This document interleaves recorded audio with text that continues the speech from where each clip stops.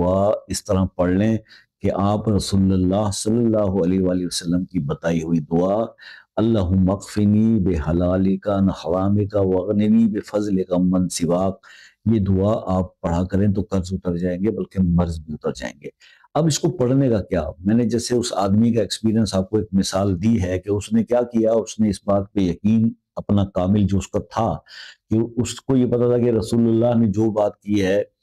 صلی اللہ علیہ وآلہ وسلم وہ صادق اور امین ہے، تو بس بات صحیح ہے، وہ لگ گیا اور اس نے اس کو بے حساب پڑھا۔ تو آپ کو بھی یہی کہہ رہا ہوں کہ آپ اس کو اٹھتے بیٹھتے چلتے پھرتے پڑھنے کی عادت بنا لو،